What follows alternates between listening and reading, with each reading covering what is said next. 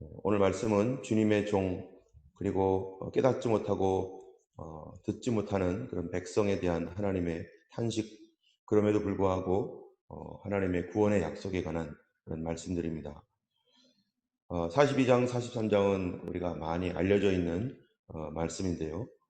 42장은 특히 예수 그리스도를 보내주신, 이것도 그 당시에 이사야에게서는 당장 닥쳐올 미래가 아니라 이제 초림하신 예수님, 그리고 43장에서는 재림하실 때 예수님에 관한 그런 말씀을 함께 담으면서 우리 예수님, 이제 오실 메시아는 어떠한 분인가, 그리고 하나님은 그 메시아를 보내주신 하나님은 어떤 성품을 가졌는가, 하나님의 그러한 그 마음을 또한 표현해 주는 것이 42장, 43장입니다.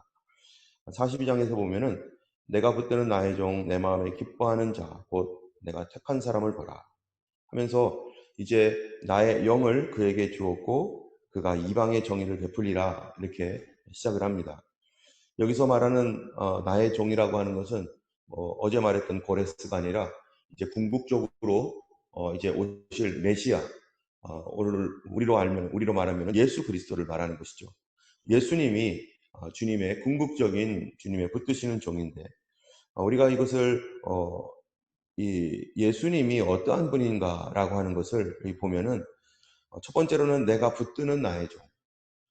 주님이 붙들어야 주의 일을 할 수 있습니다. 예수님도 이 땅에 누구로 오셨습니까? 하나님의 아들로 오셨지만 또 예수님은 본인을 가리켜서 누구라고 합니까? 스스로 인자, 사람의 아들이다. 하나님과 동등됨으로 여길 것으로 취하지 아니하시고 자기를 비워 종의 형체를 가져서 사람의 모양으로 나타나셔서 하나님으로서의 어떠한 권위나 이런 것들은 없이 그냥 사람으로 이 땅에 오신 분 예수님이십니다. 그 예수님이 어떻게 해서 하나님의 일, 하나님의 구속사역을 감당할 수 있었는가? 그것은 붙드는 나의 종, 주님이 하나님께서 지속적으로 그 사역을 감당할 수 있도록 붙들어 놓으셨기 때문에, 붙드시기 때문에 주님께서 그 일을 하시는 거죠. 그렇기 때문에 예수님께서 하나님의 사역을 하는 데 있어서 항상 하나님께 붙들림과 성령의 충만함을 늘 주님께서 그 가운데서 행하실 수밖에 없는 것입니다. 때문에 예수님께서 얼마나 많이 기도하십니까? 예수님께서 밤새워 기도하고 수시로 기도하는 예수님의 모습. 그래서 겟세마네 동산에 갈 때는 거기 뭐라고 했냐면 습관을 따라갔다라고 하고, 또 오병이어 기적을 행한 뒤에는 예수님이 스스로 산속으로 들어갔는데 왜 들어갔다고 하죠? 기도하러 들어가시고, 새벽 미명에 일어나서 한적한 곳에 나가서 기도하시는 예수님. 이 예수님은 하나님께서 주신 그 구원의 사역과 주님이 앞으로 해야 할 그 길들을 감당하기 위하여 매일 새벽에 나와 새벽에서 기도하고 밤새워 기도하고 그러셨던 예수님입니다. 근데 예수님에 대하여 내 마음에 기뻐하는 자라, 이렇게 했어요. 여기 기뻐하는 자라고 하는 이 말의 뜻이 뭐냐면은 재물이 있으면 그 재물을 하나님께서 받으실 만한 재물, 이 희생 재물이 있는데 흠이 있거나 또 절름발이거나 눈이 멀었거나 하면은 이 재물로서의 가치가 없습니다. 그런데 이 기뻐하는 재물, 연락하는 재물은 흠이 없는 재물. 바로 예수님은 벌써 내 마음에 기뻐하는 자라고 말할 때 예수님께서 이 땅에 오셔서 우리 죄를 대신하여 죽으실 뿐이라, 우리를 대신하여 희생할 뿐이라고 하는 그러한 그 의미를 이미 이 이사야를 통해서 말해주고 있습니다.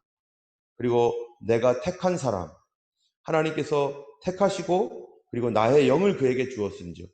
그렇죠. 예수님께서는 어떻게 이 땅에 태어나셨습니까? 그냥 우리 사람처럼 태어난 게 아니잖아요.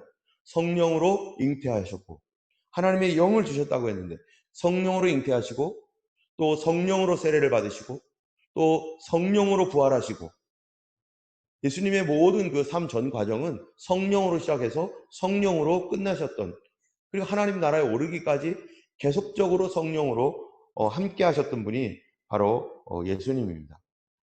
그런데 그분이 무엇을 하느냐? 그분이 이방의 정의를 베풀리라. 1절에 그렇게 얘기하고 있어요.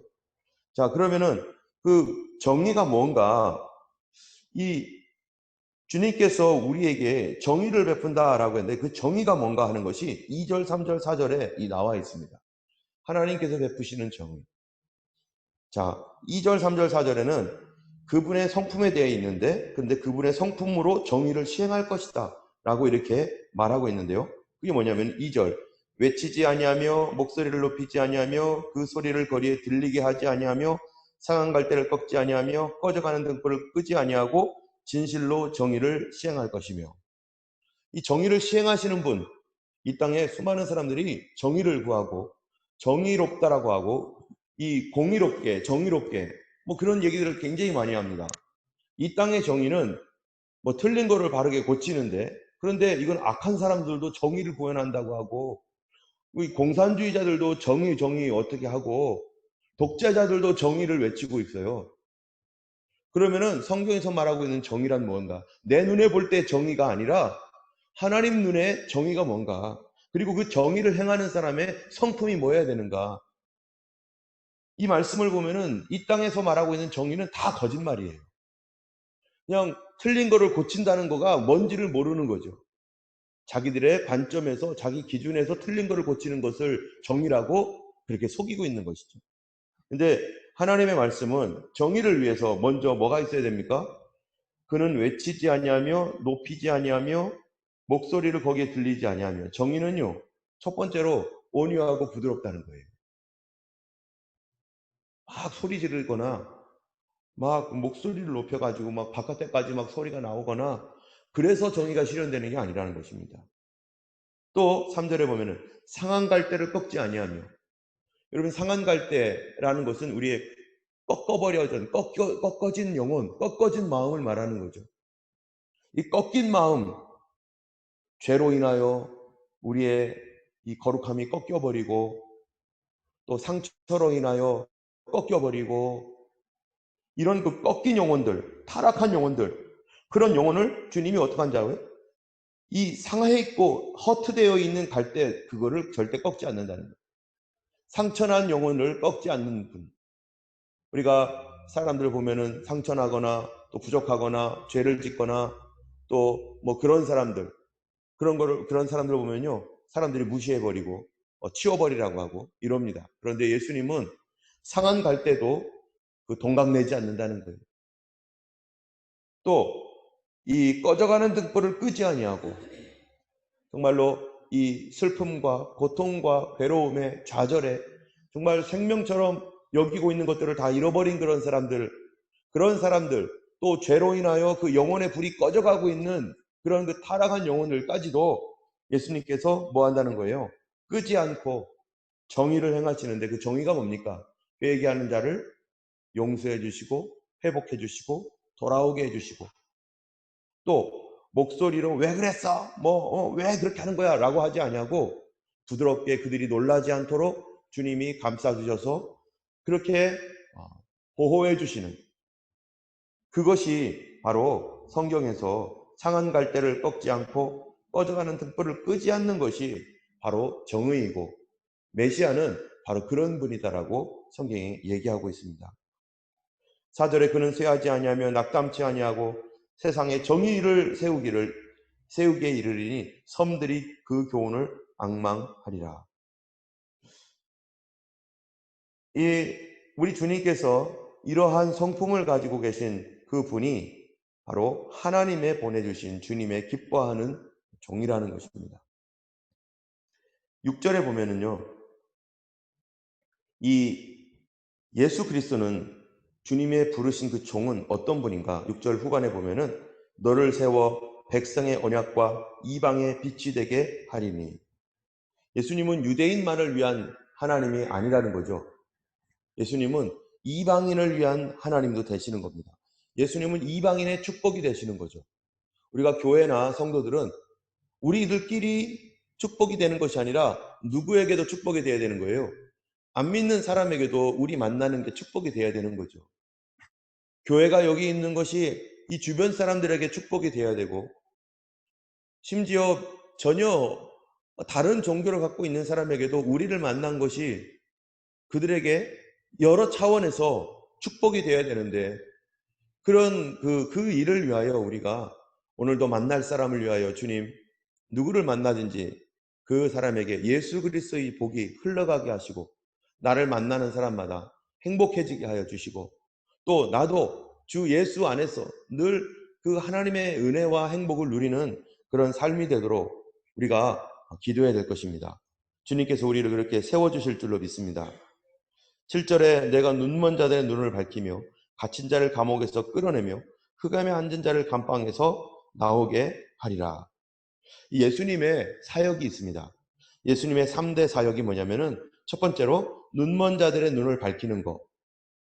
이 사도행전 26장에 보면은 그 사도 바울에게 주셨던 하나님의 사역에 관하여 하는 말씀이 있어요.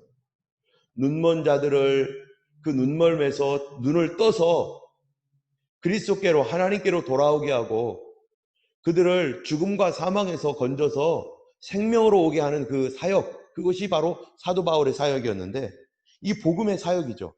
이거를 예수님이 하셨는데 예수님이 눈먼 자들, 영적으로 눈이 멀고 실제적으로 눈먼 사람도 마찬가지지만 그런 사람들을 눈을 밝히게 하고 갇힌 자, 정말로 이 영적으로 묶이거나 육적으로 묶여서 또 정신적으로 묶인 사람들, 사단의 죄에 묶여버리고 악한 습관에 묶여버린 그런 사람들을 감옥에서 그 육신의 감옥 또 이 정신적 영적인 이 묶임에서 풀어나오고 흑암에 있는 자들이 감방에서 나오게 하는 그 사역이 주님의 사역입니다. 그런데요, 이 사역을 위하여 주님께서 어떠한 목표를 가지고 무너지고 깨지고 부서지고 상하고 그리고 꺼져가는 자들을 하나님께서 예수님을 보내서 그들을 왜 구원하리려 하시는가? 여러분, 왜 구원하려 하실까요? 바로 8절 말씀입니다. 나는 여호와이니 이는 내 이름이라. 나는 내 영광을 다른 자에게 내 찬송을 우상에게 주지 아니하리라. 이 하나님께서 왜 이러한 사역들, 왜 이런 일들을 행하고 계시는가? 그 뭐 때문이라는 거예요? 하나님의 영광을 나타내기 위해서. 그 하나님의 영광을 나타내기 위해서 하나님께서 바로 상한 사람들, 꺼져가는 사람들, 또 눈먼 사람, 갇힌 자, 흑암에 앉은 자를 어떻게 하시겠다는 거예요? 구원하시겠다는 거예요. 눈먼 자, 귀머거리, 또 흑암에 앉은 이런 사람들을 하나님께서 그분의 능력으로 구원해서 하나님의 영광을 나타내는데 그러면은 눈먼 자, 귀머거리, 또 흑암에 있는 자, 갇힌 자가 나중에 뭐가 되게 하려고 하실까요? 이 고통과 괴로움과 정말로 좌절 가운데 있는 사람들이 하나님의 영광을 위해서 쓰임받게 되는데 하나님의 영광을 위하여 그들을 하나님이 택하시고 부르셨다는데 그럼 그들은 뭐가 되게 하려고 하실까요? 바로 그것이 43장에 보면은 이 43장에 이렇게 말합니다. 10절 43장 10절 7절 먼저 읽겠습니다. 43장 7절 내 이름으로 불려지는 모든 자 곧 내가 내 영광을 위하여 창조한 자를 오게 하라. 내가 그를 지었고 그를 내가 만들었느니라 하시면서 8절 눈이 있어도 보지 못하고 귀가 있어도 듣지 못하는 백성을 이끌어내라. 그러면서 이런 사람들을 주님이 구원하시겠다는 거 아니겠어요? 근데 10절을 보세요. 왜 그렇게 하는가? 나 여호와가 말하노라. 너희는 뭐라고요? 나의 증인, 나의 종으로 택함을 입었나니 이는 너희가 나를 알고 믿으며 내가 그인 줄 깨닫게 하려 함이라. 나의 전에 지음받은 신이 없었느니라 나의 후에도 없느니라. 다시 말하면은 하나님께서 이 무너져 있고 깨져 있고 소경이 되어 있고 귀가 안 들리고 장애인이죠. 이런 사람들이. 영적인 장애인, 정신적 장애인, 육적인 장애인. 이 장애를 가지고 있는 이런 존재를 하나님께서 구원하시는 이유. 바로 하나님의 영광을 위함인데 우리는 뭐냐면은 나의 증인, 나의 종. 주님이 나의 증인 되게 하시려고 한다는 거예요. 주님의 증인. 증인이 뭡니까? 하나님을 자랑하는 사람 아니겠어요? 나 같은 죄인도 구원하신 하나님. 사람들에게 나가가지고요. 나 옛날에 죄인이었고, 나 소경이었고, 나 귀머거리였는데 하나님이 나를 이렇게 구원하셨습니다. 예수님께서 나를 이렇게 구원하셨습니다. 나 같은 자에게 성령을 보내주셔서 나를 건지셨습니다. 라고 말하는 그런 증인. 여러분 여기에 저 캠시에 가면은요 뭐 있습니까? 여호와의 증인 있죠? 이거 보고서 자기를 여호와의 증인이라고 하고 있는 거예요. 그 이단들이요. 여호와의 증인이 아니라 나의 증인이면 누구입니까? 예수님의 증인이죠. 왜? 하나님께서 누구를 보냈기 때문에요. 예수님을 우리의 구원자로 보내셨고 그 구원자이신 예수님이 우리를 위하여 눈먼 자 소경을 그들의 눈을 밝히고 귀를 열어서 하나님을 보고 깨닫게 하기 위하여 예수님을 보내주셨으니 우리가 예수님께서 그 말씀대로 뭐라고 하는 거예요? 성령을 보내주셔서 믿는 자들에게 성령을 보내주셔서 뭐가 되라고요? 사도행전 1장 8절에 보면은 너희는 가서 모든 족속으로 제자를 삼고 이거는 마태복음이죠. 예, 오직 성령이 너에게 임하시면 너희가 권능을 받고 예루살렘과 온 유대와 사마리아와 땅 끝까지 이르러 내 증인이 되리라. 어떤 증인입니까? 나 옛날에 눈 멀었습니다. 내가 영적으로 소경이었고요. 귀가 먹은 사람이었어요. 내 마음은 상한 사람이었습니다. 나는 꺼져가는 사람이었습니다. 그런데 예수님께서 나를 건지셨습니다. 나 같은 죄인을 구원하셨습니다. 예수님이 당신도 구원하실 것이고 이 민족과 이 땅을 건지실 것입니다. 라고 말하는 것이 주님의 증인이 되는 거 아니겠습니까? 그런데요, 여러분, 하나님께서 우리를 건지기 위해서 그런데 하나님이 어떻게 건졌느냐가 더 중요합니다. 예수님께서 우리를 어떻게 구원하셨느냐가 더 중요해요. 우리는 생각하기를요, 하나님은 요술방망이를 가지고 있는 분이라고 생각합니다. 그래서 곧 이렇게 병든 사람, 귀머거리, 소경 이런 사람들 고쳐져라 하면은 벌떡벌떡 고쳐지는 줄 알아요. 여러분, 육신의 질병은 그렇게 고쳐집니다. 육신의 질병은. 그런데 영적인 질병, 영적인 죄, 영적인 장애 이거 그렇게 금방 고쳐집니까? 육신의 질병은 예수님이 즉시로 고쳤어요. 눈먼 자 손을 대어서 눈을 뜨게 하고 또 죽어가는 사람까지도 예수님이 고쳤지만 그러나 영적으로 정신적으로 죽어가는 사람들 죄악과 더러움에 묻혀서 그렇게 살아가는 사람들을 하나님은 어떻게 고치시는가? 자, 우리 14절을 보면은요. 한번 읽어보겠습니다.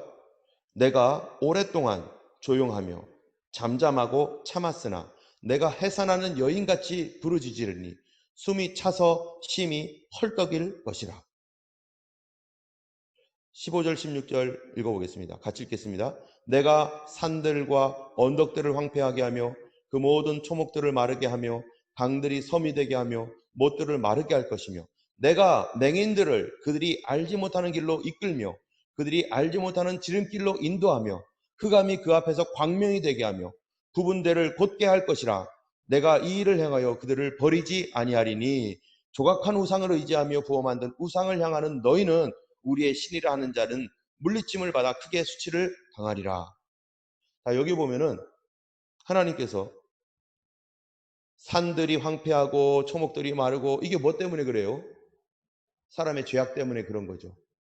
그런데 내가 맹인들을 그들이 알지 못하는 길로 인도하고 알지 못하는 지름길로 인도하고 암흑이 광명이 되게 하고 굽은 것이 곧게 하는 것 그리고 그들을 버리지 않는 것 이게 무슨 말입니까? 하나님께서 맹인된 우리 눈을 뜨게 하고 귀머거리 귀를 듣게 하고 광명이 되게 하는 것 그 일을 위하여 14절 어떻게 했다는 거예요? 내가 오랫동안 조용하며 잠잠하고 참았으나 내가 해산하는 여인같이 부르짖으리니 숨이 차서 심히 헐떡일 것이라. 하나님이요 엄청 오래 참았다는 거죠. 우리의 이러한 그 죄악과 허물과 더러움으로 막 헤매며 주님 없이 방황하다가 막 이 하나님을 대적하는 그런 삶을 살아가고 있는 우리들, 그러한 하나님을 모르고 방황하고 있는 우리들, 이런 우리들을 위하여 주님이 오랫동안 뭐예요? 조용하고 참고 조용히 기다리고 있었다가 그 다음에 해산하는 여인같이 부르짖으니 이게 해산하는 여인같이 부르짖는다는 게 무슨 말입니까? 바로 우리를 구원하기 위하여 누가 오셨어요? 예수님 오셔서 해산의 수고를 하셨습니다.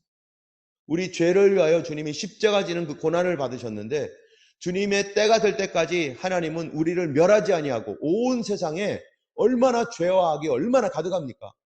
지금 당장이라도 불을 보내가지고 심판하고 싶었을 거예요, 주님은. 그런데 하나님은 우리를 구원하고 우리를 하나님의 종 삼고 하나님의 증인이 되고, 그리고 우리의 눈과 귀와 이거를 열어주셔서 구원하기 위하여, 하나님은 죄악을 보지 못하는 하나님이신데, 악이 함께하지 못하는 하나님인데, 이 땅에 있는 죄를 하나님 품고 어떻게 하는 거예요? 오랫동안 조용히 잠잠하고 참고 기다리셨다는 거예요. 우리가 예수님 믿기 전에 얼마나 하나님 앞에서 범죄하며 하나님 없이 살아왔고, 우리가 내 마음대로 살아갔던 거를 하나님께서요, 우리를 택한 우리들을 그냥 조용히 품고 있었다. 여러분, 참는 게 능력입니다. 하나님처럼 정말 참을 수만 있다면. 우리 하나님이 내 마음대로 안 되는 내 자식들, 내 마음대로 안 되는 내 아내와 남편, 또 내 사업, 이런 모든 것들, 우리 하나님만큼만 참을 수만 있다면 이 세상 무슨 문제가 있겠어요. 그런데 우리 참지 않고 너무 빠르게 행동한다는 거예요. 근데 하나님은 예수님 오실 때까지의 구약의 그 시간들을 조용히 참고 있습니다. 예수님 오셔서 십자가에 달려 죽으시고 그로부터 2000년이 지났습니다. 심판할 때까지 지금 몇 년을 참은 거예요? 2000년을. 그 2000년 동안 예수님의 이름으로 온갖 더러운 죄를 행하고, 교회가 얼마나 그런 일을 행했습니까? 그리고 배도하고, 안 믿는 사람들은 얼마나 하나님 앞에 정말 우리가 상상할 수 없는 죄악들이 지금 이 땅에 어마어마하게 일어나고 있는 이 더러운 이 세상을 하나님께서 보시면서 당장이라도 무너뜨릴 수 있지만, 하나님 뭐 하시는 거예요? 거기에 구원받을 한 사람 한 사람을 위하여 지금 참고 인내하고 계시는데, 그런데 우리를 구원하기 위하여 하나님 하신 일이 뭐냐? 바로 예수를 보내주셔서, 하나님의 결정적인 참음이 뭡니까? 대신해서 죽어주시는, 우리 죄를 대신하여 그분이 죽어주시는 게 하나님의 인내와 참음의 끝이에요. 나를 위하여 죽으신 예수님, 나 같은 거 참아주시려고 내가 그래도 돌아오기를 주님이 기다리시면서, 안 그랬으면 우린 다 죽었습니다. 때문에 우리도 어떤 사람이 되어야 됩니까? 하나님이 날 그렇게 오랫도록 참아주셨으면 나도 내 옆 사람을 위하여 참는 사람, 인내해줘야죠. 하나님의 참음을 우리가 참으로 기다린다면, 그 구원을 하나님 앞에 참으로 기다린다면 우리도 인내하고 참는 마음, 그것이 하나님의 능력이죠. 성령의 열매가 바로 절제와 성령의 인내가, 능력이 바로 참음 가운데 일어나는 거 아닙니까? 하나님은 누구예요? 슬로우 앵거. 자, 그 하나님의 참음이 어떤 식으로 가느냐? 18절부터 19절에 보면요, 너희 못 듣는 자들아 들으라. 너희 맹인들아 밝히 보라. 맹인이 누구냐? 내 종이 아니냐? 누가 내 보낸 자같이 못 듣는 자겠느냐? 내게 충성된 자같이 맹인이겠느냐? 누가 여호와의 종같이 맹인이겠느냐? 여러분, 이 말씀이 하나님의 백성도 누구라고 해요? 귀머거리와 맹인이래요. 여러분, 혹시 그런 사람 본 적 있는지 모르겠어요. 자기 자식이 장애를 가졌어요. 맹인이에요. 내 아들이 귀머거리예요. 내 딸이 절름발이에요. 내 딸이 정신박약이에요. 잘 못 들어요. 잘 못 봐요. 잘 이해 못해요. 사람들에게 손가락질 당하고 학교 가지도 못하고, 집에서 누가 평생 돌봐주지 않으면 살 수 없는 장애인이라고 해보세요. 이 아이가 정신이 있어가지고 엄마가, 아빠가 자기를 그렇게 돌봐주는 거를 볼 때, 어떤 애들은 뭐라고 하는 줄 아세요? 엄마 나 버리면 안 돼? 자기가 미안하니까. 똥 싸고 오줌 싸는 거 이거를 다 부모님이 갈아줘야 되는데 이제 17, 18 됐는데도. 그런데 어떤 애들은 그런 애들이 있는 거예요. 엄마 나 버리면 안 돼. 엄마와 아빠가 어떤 결심을 합니까? 이 장애 아이들 기르기 위해서 내가 평생 너를 위해 고생하겠다. 내가 평생 너의 똥을 치워주고 너의 오줌을 받아내고, 내가 평생 너의 눈이 되어주고 못 듣는 너를 위하여 내가 귀가 되어주겠다 하고서 엄마 아빠가요, 이 아이를 위하여 전심으로 다하여 이 아이를 섬기고 사랑하고 이 아이를 보호해 줍니다. 하나님이 누구시라는 거예요? 하나님은 꼭 장애아를 가진 부모님 것 같다는 거예요. 우리를 구원하셨어요. 예수님 피로 씻어주셨어요. 그런데 어때요? 그 다음부터는 멀쩡하게 우리가 살아갑니까? 아니면 또 눈먼 사람처럼 살아갑니까? 또 귀머거리처럼 살아갑니까? 또 마음이 상한 갈대처럼 그렇게 죄악과 더러움으로 또 들어가고 또 나오고 또 들어가고 또 수십 번 수백 번을 우리가 반복하면서 영적인 장애인이 돼가지고 보지 못하고 듣지 못하고 깨닫지 못하고 어쩔 때는 우리가 하나님께 이렇게 기도할 때도 있어요. 하나님 저 버리지 말아주세요. 하나님 나 버리지 말아주세요. 나도 원하지 않는데 내가 이렇게 됐어요. 날 버리지 말아주세요. 그런데 주님께서 한번 택한 사람 하나님께서 뭐 한다고요? 내가 땅 끝에서부터 너를 붙들고 땅 모퉁이에서부터 내가 너를 붙들어 줄 거다. 내가 너를 버리지 아니하고 내가 너를 떠나지 아니하고 내가 결코 버리지 않는다. 하나님은 우리와 같지 않다. 사람은 조금만 힘들면은 내가 포기할래. 심지어 부모님이 자기 자식까지 버리지만 하나님의 결단은 하나님 한 번 말씀하신 하나님은 절대로 그걸 거두지 아니하시고 하나님은 끝까지 가시는데 여기에 있는 것처럼 만약에 우리가 하나님 예수님의 피로 구원을 받은 다음에 멀쩡해져 가지고 완전해졌다면은 하나님 뭘 걱정하겠어요. 그런데 하나님께서 예수 피로 구원하고 우리를 사셨는데 누구를 산 거예요? 장애인을 산 거예요. 우리가 자식을 어답션 할 때요. 기왕이면은 건강한 아이, 똑똑한 아이, 그런 아이를 어답션 하겠죠.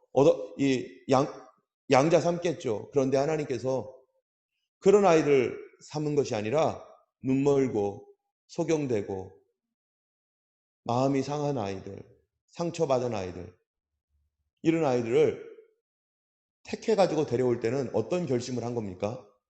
내가 너 끝까지 내가 너 돌보겠다.